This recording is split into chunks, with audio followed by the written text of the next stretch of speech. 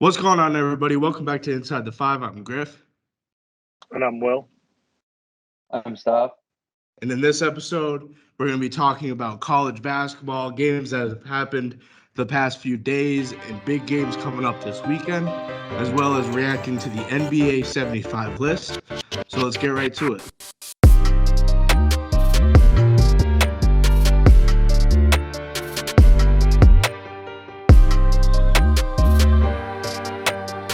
All right, everybody. Welcome back Inside the Five, episode 107. 107. I know it's 107. I don't know why I asked. Starting off right away, let's get right into it. We had a few games this past week.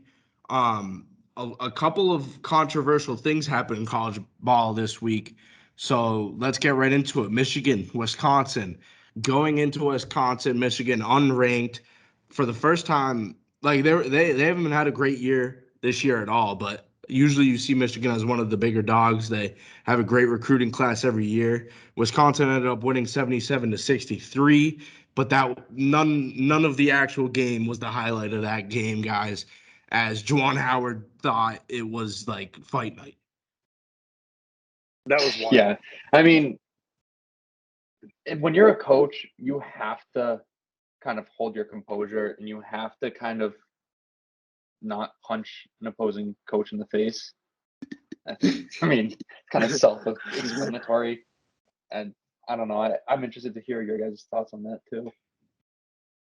Yeah, so I thought it was like, I don't know, it's so weird. And there's been a lot of talks of eliminating the handshake line, which is stupid, because if you think about it, like with hockey, after every game, even in the professionals, there's a handshake line. It's an ultimate sign of respect, because you have to understand, like, how hard your side works.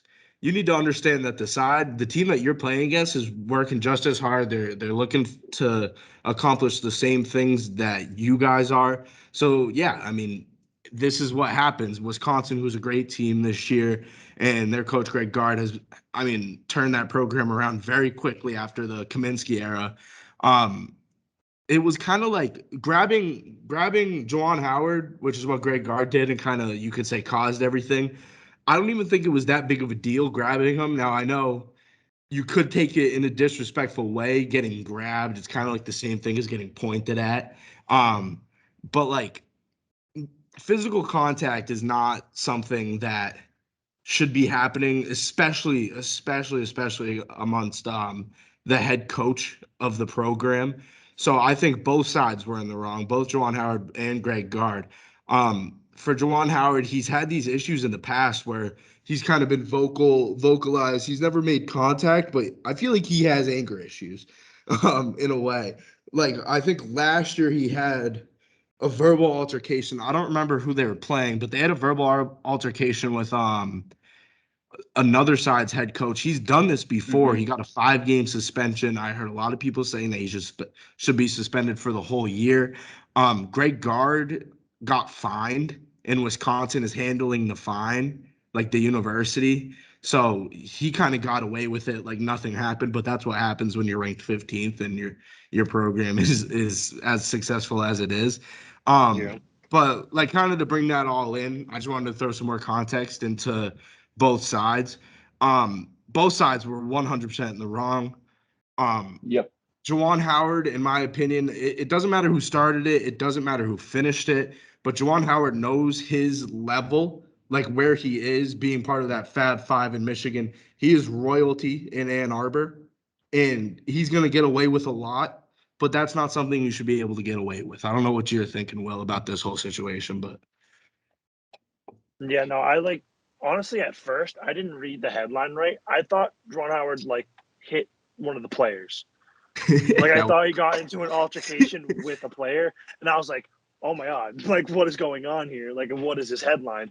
And then, I hopped on Instagram, 10, 20 minutes later, and I, saw the video. And the first time I watched it, I was totally confused to what exactly happened, because the angle that they originally showed it at, you could see everyone having their exchange, and then you just couldn't see anything going on because they were in the back of a crowd of the players. Mm-hmm. And then I saw that he hit him, and I was like, what is going on? And I was like, I saw the whole altercation after that time I said on Instagram.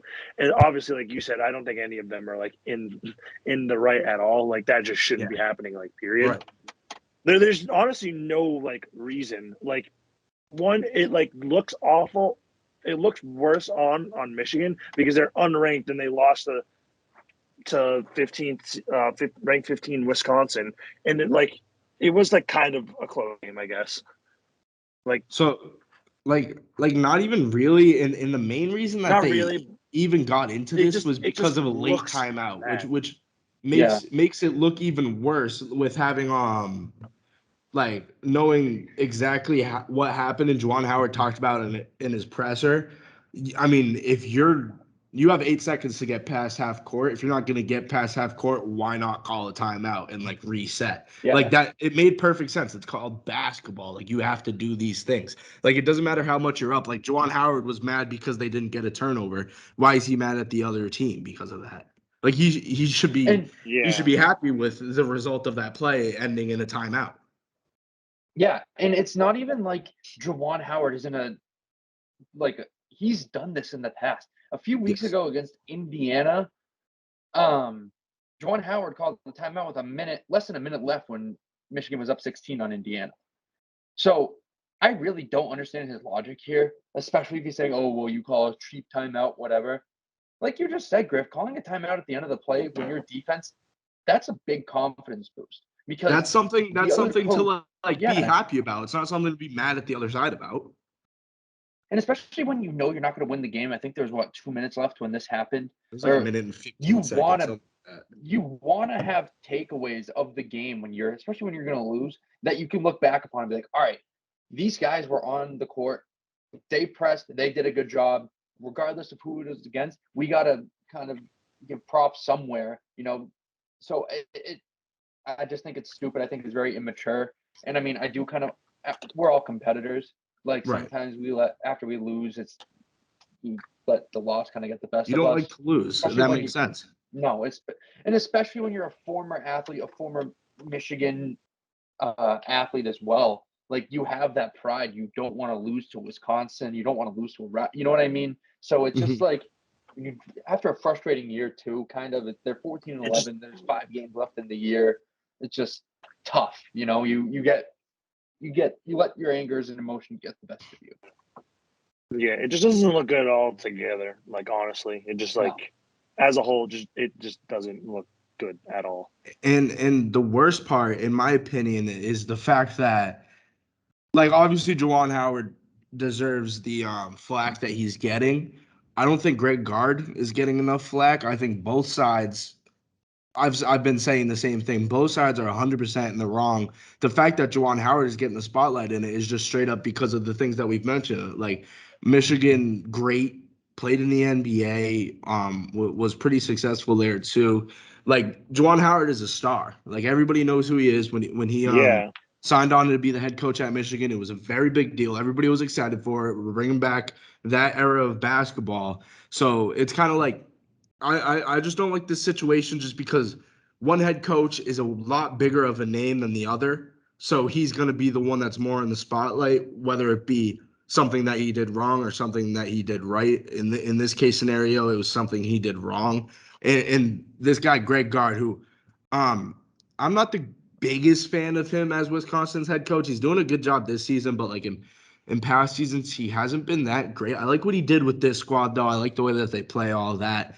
But I just think I don't like when somebody grabs me.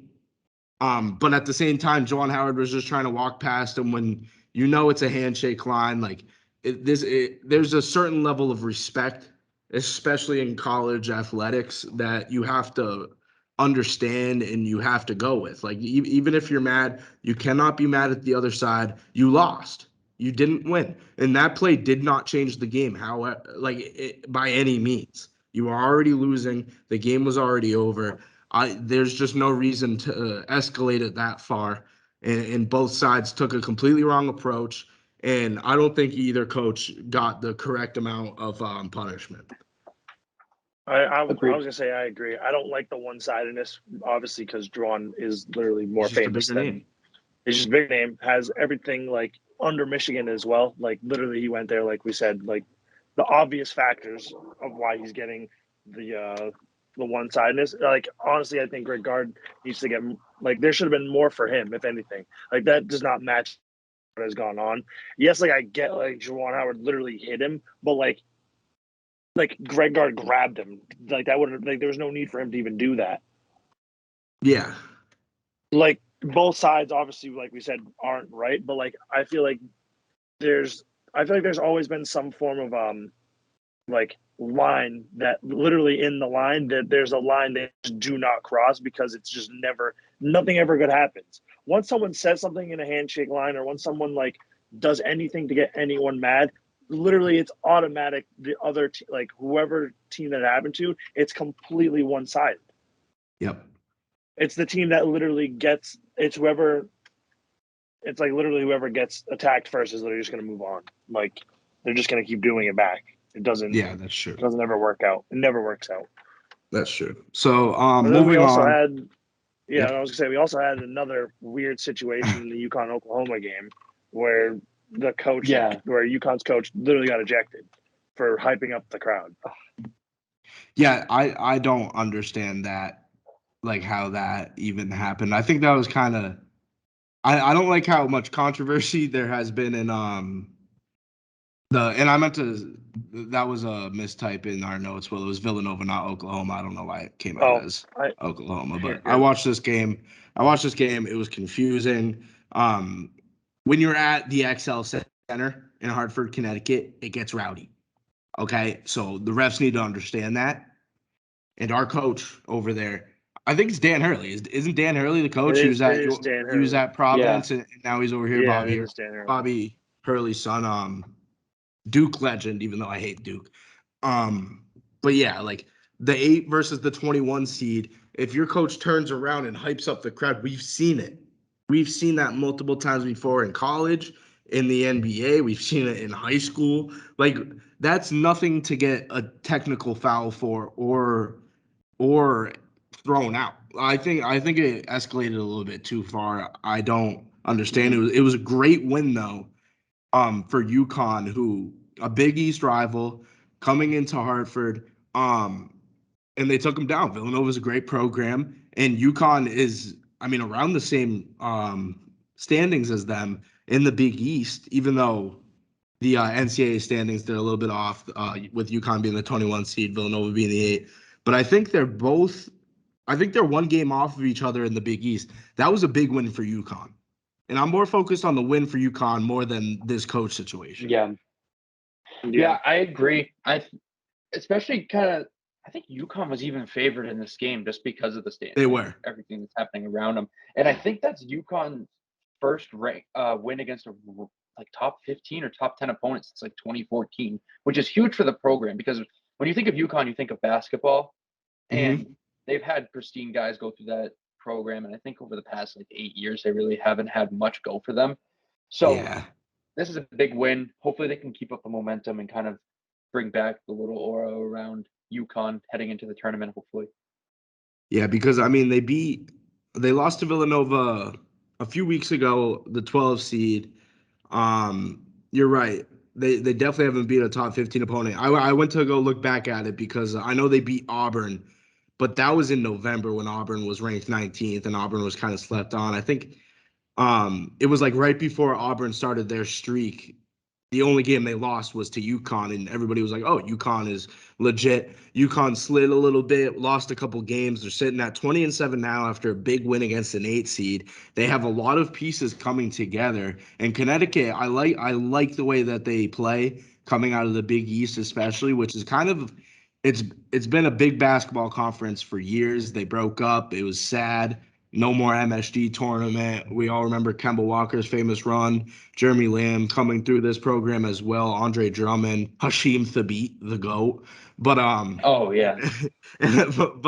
but we're seeing people like RJ Cole step up from UConn, and RJ Cole is awesome. He's awesome to watch, and it's just great to see a New England team be as successful as the Huskies are, and that's kind of the team that or the college that kids from New England kind of look at, and that's kind of our team, because it's not like we're going to root for UMass, who's awful, or BC, who's in the ACC, but they're awful too. I don't know about you guys, but I've always been a UConn guy growing up. I've always loved the University of Connecticut, so it's good to see them playing good. And I mean, I think they have a real star growing up there with RJ Cole. I like him a lot. It's interesting we kind of bring up the past too with UConn because of the recent news with Kemba Walker, how the Knicks are just going to sideline him for the rest of the year. So it's kind of a side note, random, really has nothing to do with UConn now. Yeah. But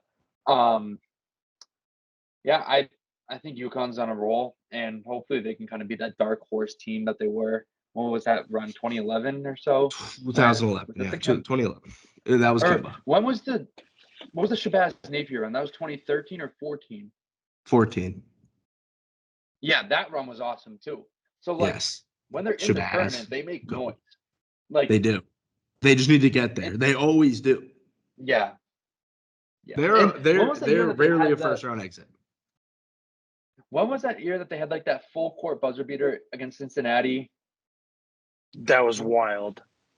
Oh my god! Or was that Cincinnati? It might have been reversed. I think that was like 2018 or something. But whatever. Cincinnati hit it, I think. Yep. I think it was 2016. 2016. Yeah, I think UConn ended up winning that game, but or no, they didn't.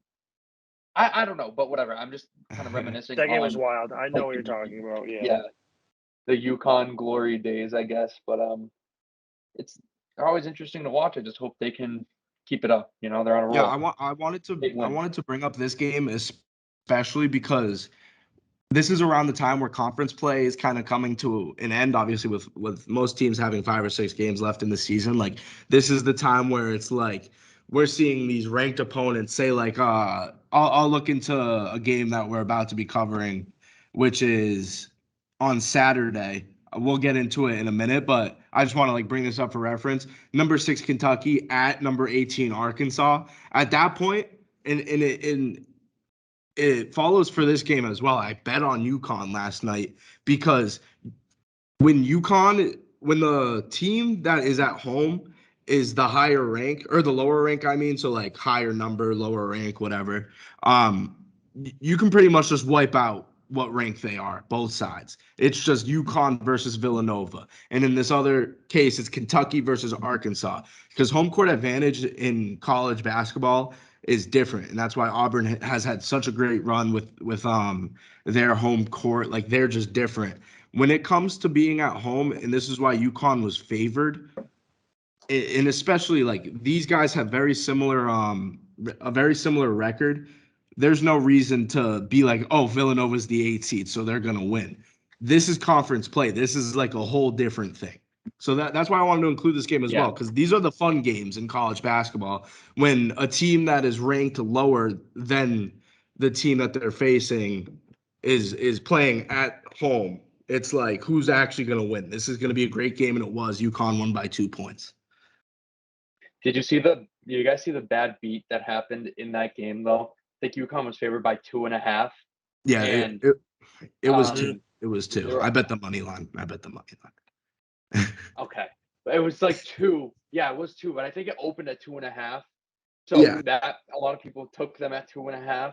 And UConn had a chance to make it a 3-point game. They were up by 1 with like 0.2 seconds left. So the guy makes, I forgot who was on the line. He makes the first one and then just intentionally misses the second one, even though they still wouldn't have, Villanova still wouldn't have had time to actually get a shot off. So there was no point in actually doing that. No point. But I just think it's hilarious. Yeah, because I hate bad I don't know. Did you see the that Big Cat bet UConn 2.5, and he was like live recording himself. Of course, he was live recording himself, like just getting cocky. He was like, "Oh, like," and then he missed. It was funny, but college basketball is full of bad beats, which just makes me absolutely think everything's rigged against me. But that's besides the point. That's the topic. Yeah, that's the point that I wanted to bring up. It's a bunch of bad beats. It's a bunch of close games. It's a bunch of top 10 teams losing to top 25 teams within like 15 to 25. Like, this is the best part. It's the last final weeks. It's the home stretch of college basketball. These are the greatest weeks because we're watching conference play. And there's a lot of rivalries, and we saw it, Wisconsin, Michigan. But going in, speaking of a rivalry, we have 22 Ohio State at number 15 Illinois. This is going to be a great game. Kofi Cockburn averaging 22 and 11 this year. In my opinion, the hype on him, he's still a great player, but the hype on him has fell off in the past couple of weeks. Yes, at the beginning definitely. of the season, I think everybody was like, oh, he's a lock for Naismith Player of the Year. We've heard a lot of different names now, like Oscar Tshiebwe and a ton of other great players. But Kofi Cockburn can still get it done. On the other side of the ball, though, we have EJ Liddell, who is a bucket. Like, he is insane. He's a 6'7" forward. He's averaging 20 with 8 boards a game. He can score on the wing. He can score down low. He can dunk. He can dribble. He can do it all. I don't know if you guys have seen any of his highlights, but I have loved watching him play basketball. I'm very excited for this game on Thursday. Obviously, this episode is coming out on Friday, so you guys will know the result of this by the time it's out. But I wanted to give some predictions for these games coming up. We're at Illinois, the home of the Fighting Illini, and 22 Ohio State. If they lose this game, it's kind of a big deal for them heading into conference play.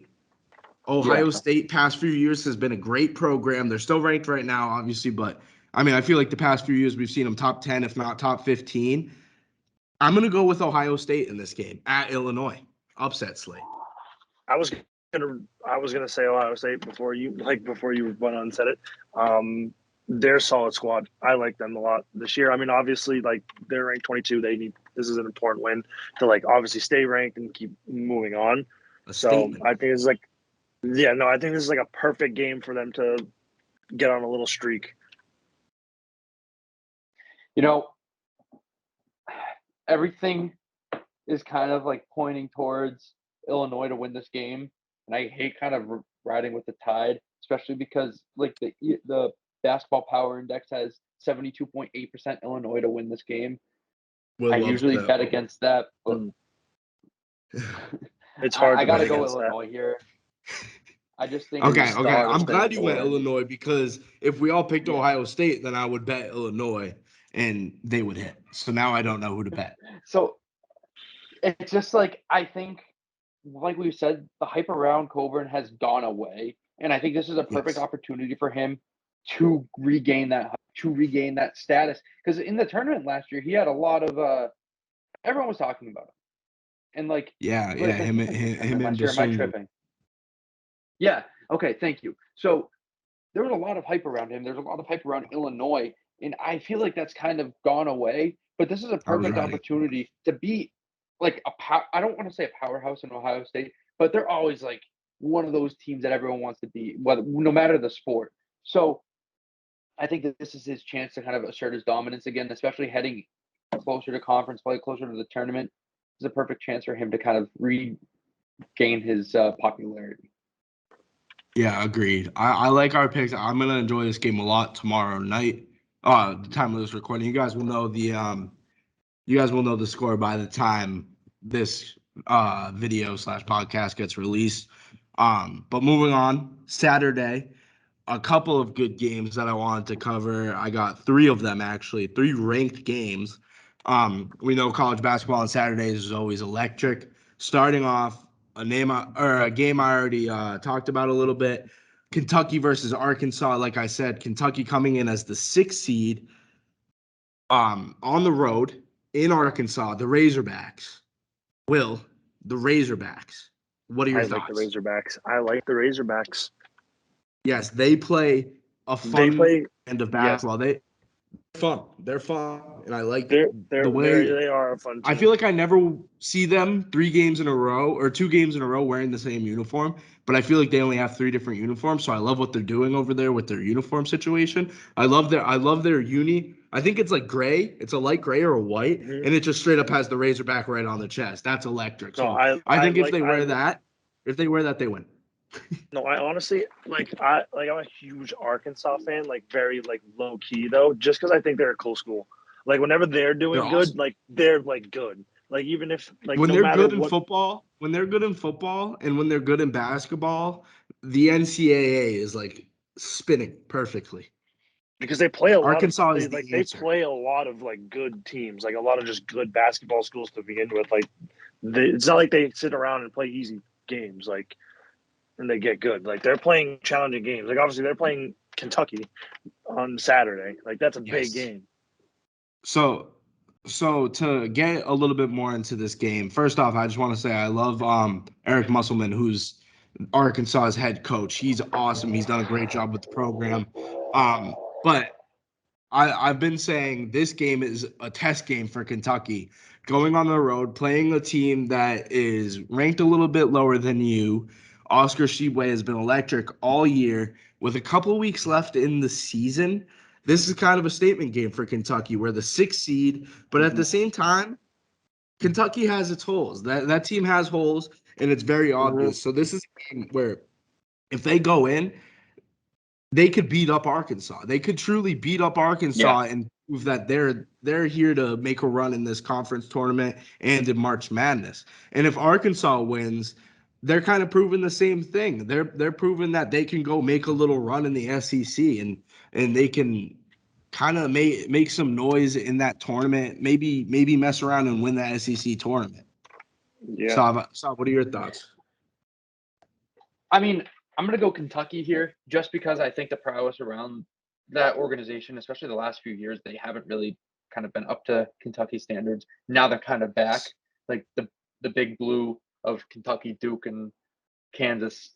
That's kind of the names we hear when we think college basketball. And I think Kentucky being back and just this is a must win for them, in my opinion, because there will always be a question mark if they lose this game. Even when it comes to tournament seedings and all that, they have to win this game, I think. And I think they're going to do it. I think they're going to make a statement.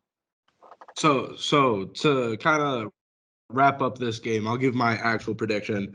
Arkansas has proved to me that they are a legit college basketball team.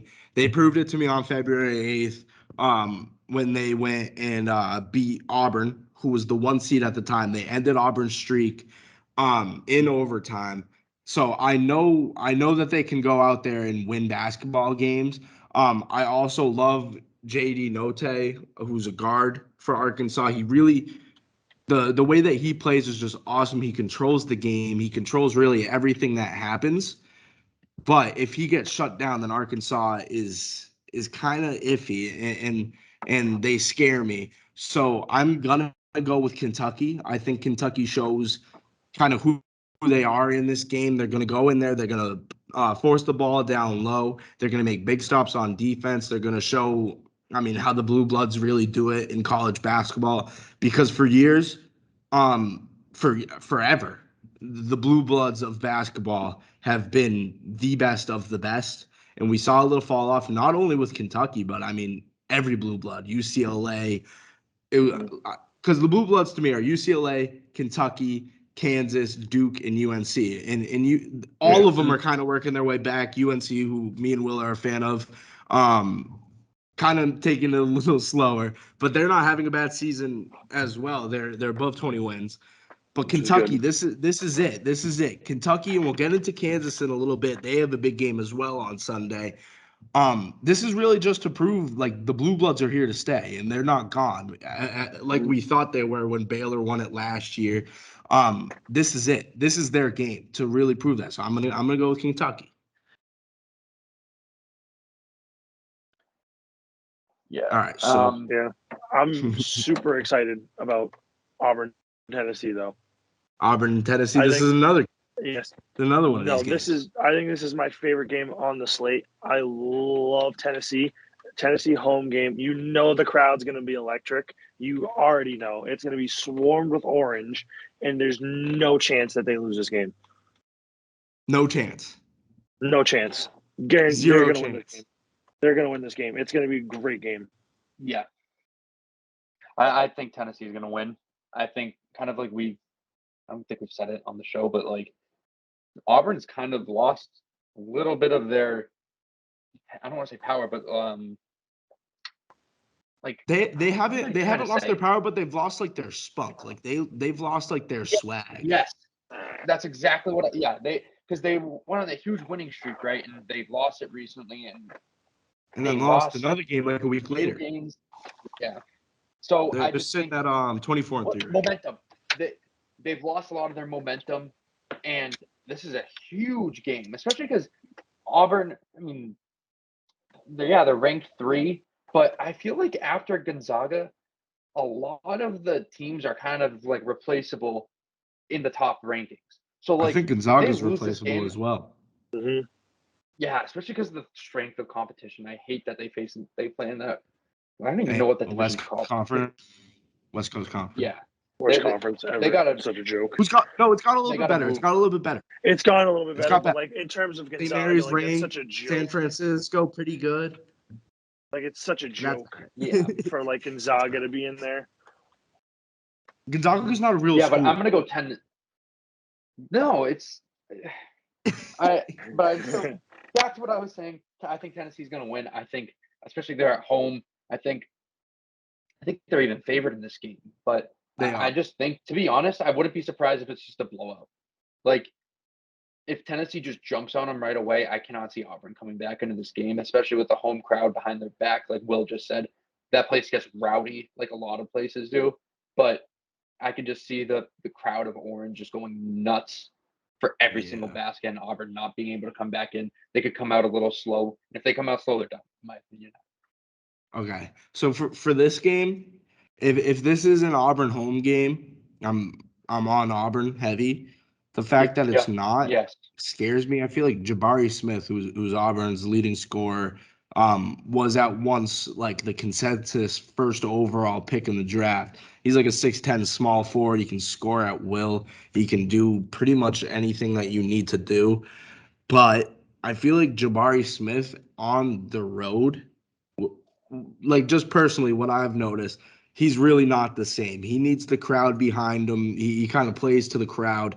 And that kind of scares me about this game for Auburn.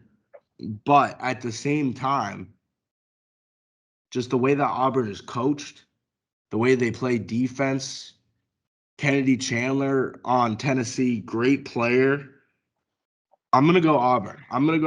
I think this is a lot of these games are statement games coming up this weekend. And this is another one that I'm going to say. This is a statement game. This is going to determine the rest of Auburn's season.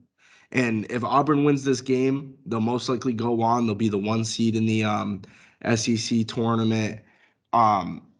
If they lose this game, Tennessee gets a lot of momentum going into that tournament. It's going to be a crazy tournament with Arkansas in it, who we literally just covered, with Kentucky in it, who we also just covered. And if Auburn loses this game, it opens up the SEC, which we thought maybe like 2 weeks ago, before Auburn ended that losing streak or ended that winning streak, we thought it was just all Auburn. But now we're seeing so many different teams. Kentucky's at 6, Tennessee's at 17, Arkansas's at 18.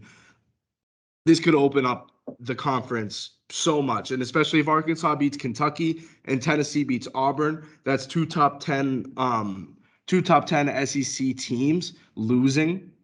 The SEC is wide open, and there's still teams like Alabama, who's not even ranked. They're a team that I'm scared of going into that tournament because they could literally beat anybody.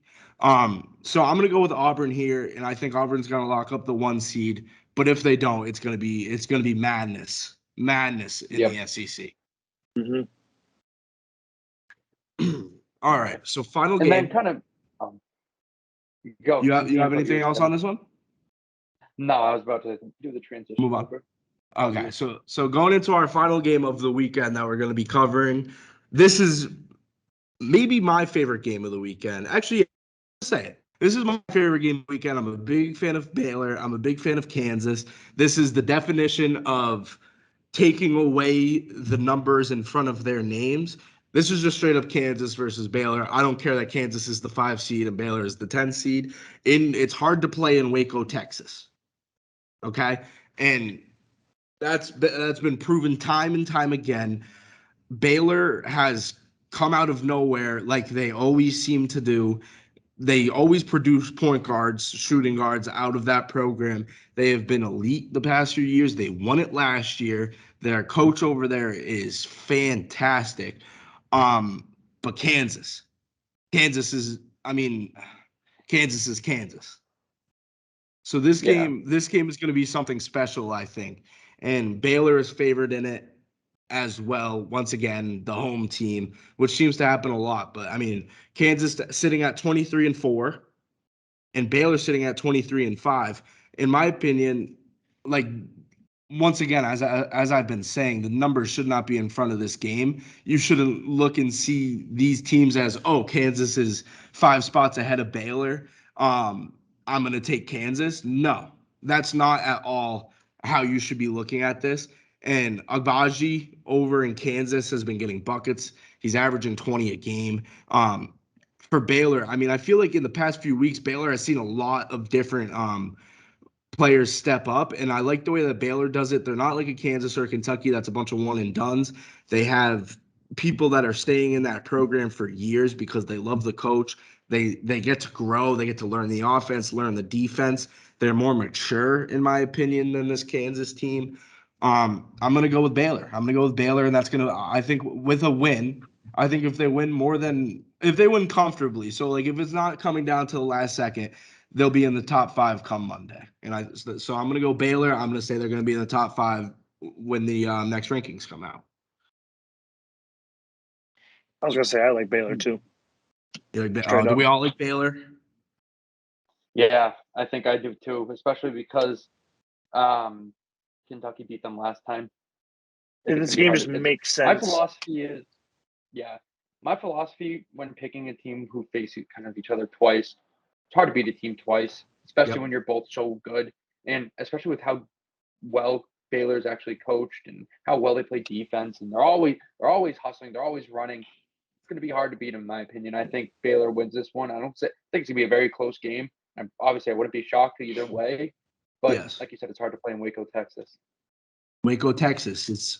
It's where dreams come to end.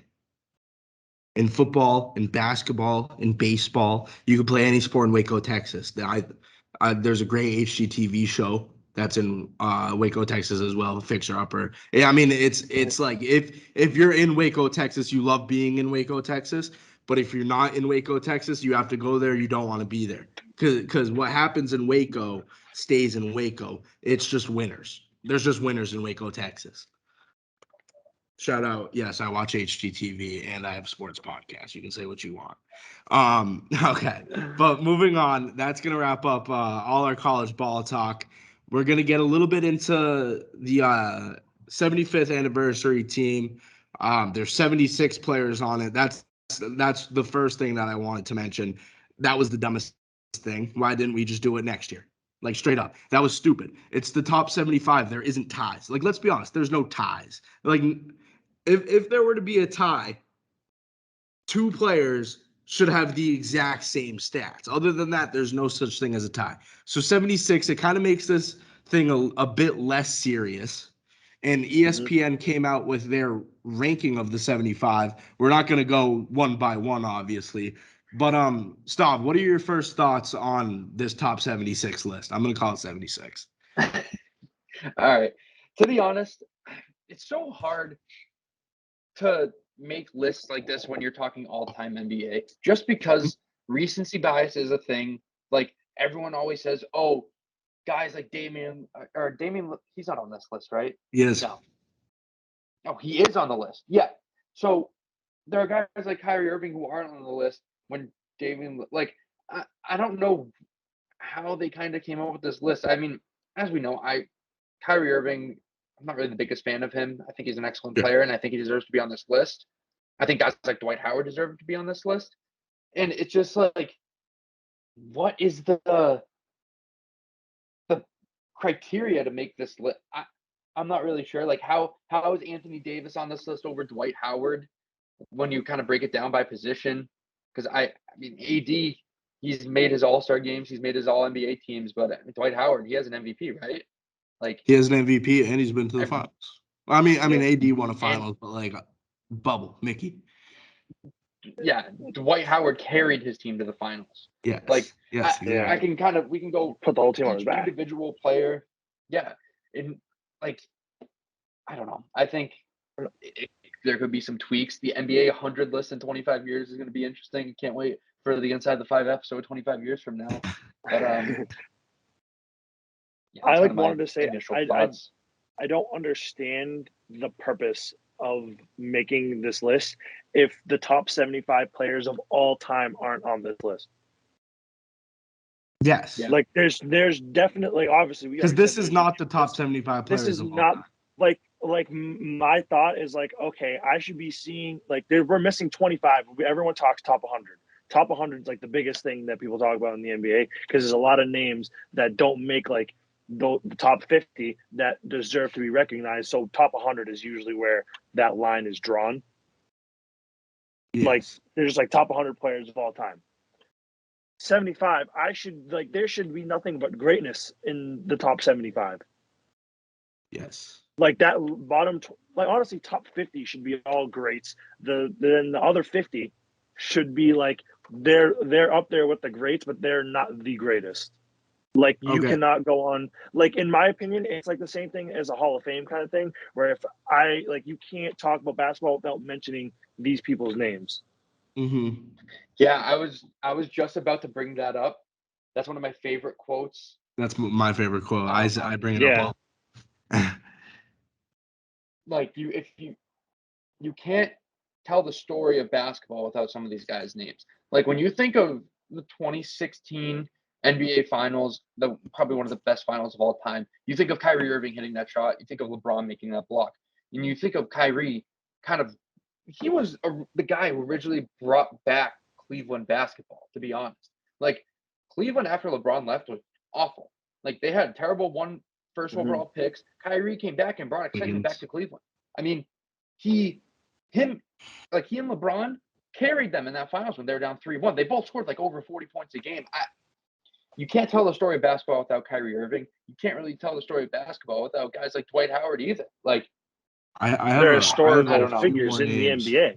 Like historical players in the NBA. It's just it's kind of ridiculous. And I also wanted to say, like, a lot of people, obviously, like Klay Thompson did not make this list. He definitely should have been on this list.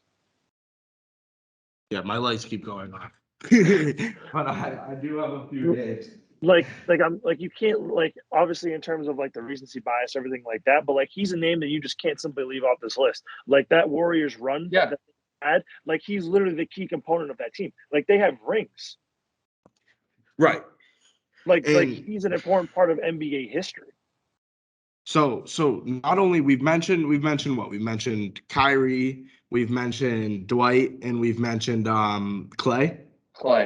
Okay, so I have a few more names, and I think these names are going to piss you guys off, the fact that they're not in it. I'll start the first one, in my opinion, the weakest, but still I think deserve to be on it. Starting off straight up, Pau Gasol. Pau Gasol was an awesome player for years, played alongside Kobe Bryant with the Lakers, 6-time All-Star, 4-time All-NBA. He, in my opinion, deserves to be on this list. Now, I don't know who he would be off it, who would get put off it, in my opinion. But like there's just different names that straight up I've never heard of these people. And he's had a better career than most of these guys. Another name which I think you guys haven't noticed is Vince Carter. He's not on this list. Carter that was the other one literally was basketball in the late 90s, early 2000s.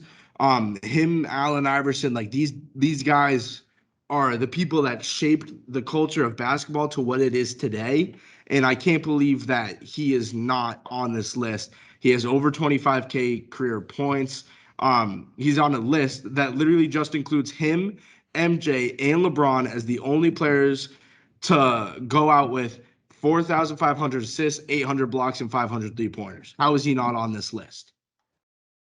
It just doesn't make sense. And Dikembe Mutombo also not on this list. Dikembe Mutombo, Tony Parker, Tracy McGrady, Yao Ming. I mean, you could even maybe throw in Penny Hardaway. Penny Hardaway didn't play that long. I kind of understand him not being in it. But like these are different guys that are like, these guys are names that you remember when you're thinking of basketball. I think they didn't have a lot of recency bias, which is a surprise. I was gonna say like that was like part of my problem like with it. Like obviously no recency bias is great, but I feel like they just like I don't understand the thought process behind some of these names. Like no, like I know most of these. I know most, if not all, of these names on this list. There's just a lot of key components to NBA history just left right off of the board. And to have like a big event like this, All Star 75th anniversary, making it like a whole like thing. I get it if it was just a list and like that's it, but like like you just can't like do that. Like for example, like the NFL 100, like that was a great list. That was a There's great a lot of list. there's a lot of great names on that list. There was some recent players which was awesome to see because there are names in recent history that deserve to be on that list, and I like how they had a combination of both and it was pretty well balanced. I feel like they're leaving more of like the earlier like 2000s history, like late 90s history, like completely off the board here. Yes, I agree. I agree. And It's all like the older players, which they deserve their respect too. They were part of the like they're original NBA players, and like those like obviously you think 75 years, you can't leave them off the board. But like I don't know, either don't have 75 people for the 75 years, or just have a list. so a messed up thing that I think they did. I think, in my opinion, this was not right. What they did was when they had the NBA 50th anniversary, they had a list of the top 50 players. All 50 of those players are also on the 75th anniversary list, which like if you think about it quick, that makes sense, right? But then you have to think about the past 25 years of basketball, and you can only put 25 more people on that list. No, you can't. And that's why I think a lot of names were left off, and a lot of names that we straight up like. I know most of these names. I don't know all of them. That's why a lot of these names are on it because they just kept the same list. I feel like they were just like, okay, we'll just use the 50 and then we'll add 25 people to it. Well, that's a Yeah, I huge mean, one big problem. Then two, the other yeah, thing is if they were just gonna if like that thought process is basically let's just name the 75 MVPs. Who care if they're repeated? Just every single year, just honor every Yeah. MVP. Like at that point, that's basically what they're doing. Like obviously there's Yeah. repeat MVP players on here. Like just name the best player every single year. If you're really gonna do it that way, like if you're not gonna I include big names in NBA history, there's really no way to make a list. so I think speaking of obviously like the rankings of this list and how there's not a lot of recency bias really, but like we got to go to the top. I think we really need to talk about the top 10, like the top 15, top 10, if you may. Like, Yes. and this might be because I'm biased. I do not think Magic Johnson's the fourth best player in NBA history. I'm Agreed. sorry. I think Bill Russell should swap. I think Magic and Bird go hand in hand. Whatever ranking, whatever list you're gonna make, you got to put Magic and Bird one, Like next to two. that, next to Like each other. they had such an impact on the game together. Like without Magic, there's no Bird. Without Bird, there's no Magic. So it's like you got to put. I think it would be perfect if you put Bill Russell at 4 and then Magic Johnson at 6 instead of vice versa. And I think the top 3 is perfect. You know, I think the top Jordan, three is Braun. my top three in real life. Like Yeah. what I think my top Mhm. three is. If anything, like I've always said centers don't get a lot of love on this list on when people are giving like their top three or top five, just because of like how dominant they truly were. Like back in those days, centers were literally the key of every single team. Nowadays, it's like some teams, oh, your best player is a center, or it could be all five positions. But from before 1990, every single team, their best player had to be their center. That's just the way that basketball worked. Yep. So, like Kareem Abdul-Jabbar, who you could say he was playing against like small white people, but like every single player that he played against was the best player on the other team. So like Kareem Abdul-Jabbar Yeah. might be number one on my list, might be number two on my list, but I do have MJ at one. I do have LeBron at two, just because of, I mean, those are the people that I've seen the most of. Obviously, we weren't alive for MJ, but I've seen a lot of highlights. I've seen a lot of game rewind stuff of that, things of that nature. But another name that I think was dangerously ranked was Kobe. Kobe at 10. And you can say I wasn't a big Kobe guy. And you can call me what you want for that, but as a Celtics fan, that's usually what most people's approaches are. But I think he's better than Oscar Robertson. I don't care about all the triple doubles that the Big O had, and I think he's a great player as well. But I think Kobe at 10, and then having Oscar at 9. I think Tim Duncan's a great player, but I think Kobe was better than Tim Duncan, in my opinion. I don't know. I mean, this gives us a lot of this list gives us a lot of chances to kind of be mad at each other where we have these players ranked. But like, Stav, do you have Kobe over Tim Duncan, or do you have Tim Duncan over Kobe? I know Will probably has Kobe over Tim Duncan. I have Duncan over Kobe, to be honest.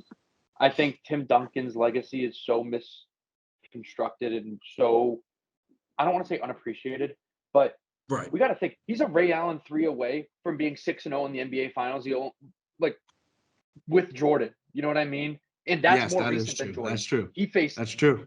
It's so hard to talk about like the differences of guys like Kobe and Tim Duncan just because they're completely different positions, completely different play styles, completely different situations too. Because Tim Duncan the Spurs were so successful throughout his career, but people kind of have to realize the Lakers weren't as successful in the mid 2000s after Shaq left. Yes. Like, I don't want to say I don't think Kobe. Obviously, Kobe I think is 9 on this list. If we're I think he's right behind Tim Duncan. I do agree with you about him being better than Oscar Robertson. I think Kobe's had a lot more of an impact on the game than Oscar Robertson has, and Kobe has the MVPs. Kobe has the All-NBA first teams. He has the Olympic medals. He has all of this stuff that kind of go hand in hand with being top 10 on this list. I know Olympic doesn't really count for the NBA list, but accolades are so hard to discuss because all these guys have tremendous accolades. But just kind of the finals of how Kobe's lost. Well, he lost 2-3 times. He lost to the Celtics. He lost to the Pistons. Lost to the Pistons, and he lost. No, I think it's only 2. I think it's only 2. I think it's only 2. Yeah. 5-2 in the final. It's just tough. I don't like to harp on finals losses, but because he has more appearances than Tim Duncan. I don't know. It's tough. It's jump in the air, but I think I'm going to give the nod to Tim Duncan on this list over Kobe. I might get a lot of hate for that, but it's just. Yeah. I was honestly gonna say, like, I kind of agree with you. I'm a huge Tim Duncan fan. I've always liked him, and I just I don't like how his career gets put in the dark a lot of the times, just because of how literally makes no sense how fundamental he was. Like, he wasn't like an exciting player. He just played the game of basketball at an elite level as an elite player. Like, he just did everything right, did everything like perfect, like on the court, you could count him at all times. Not saying that you can't count on Kobe at all times either. They just at his position, you don't see that anymore. You don't see the type of player that Tim Duncan is at all anymore. Like Kobe, we probably won't see anyone like that. But there's a lot of players who play like that. Or who want to be him. Exactly. There's not a lot of people who are like, I want to be exactly like Tim Duncan, because you have to be in a perfect situation. So that's probably where a lot of people are where that line is kind of drawn, where Tim Duncan was such a great situation. I mean, he learned from David Robinson, which is a huge name. He's on this list. That's a big part of his career right there, playing with David Robinson at the early stages of his career, which pretty much made him a player who he was his entire career. All right, guys. Sorry, we had to make a quick cut due to some technical things going on. But the good thing was we were pretty much at the end of our NBA 75 talk. So let us know if you guys have any suggestions on kind of who should be in, who should be out. Follow Inside the 5 Pod on Instagram, on Twitter. Comment on our post or add us or anything like that to talk about the NBA 75 or, all things sports. But we're going to go ahead and wrap up this episode. Hope you guys enjoyed. Have a good weekend. We will see you guys on Wednesday. And peace. Peace. See ya.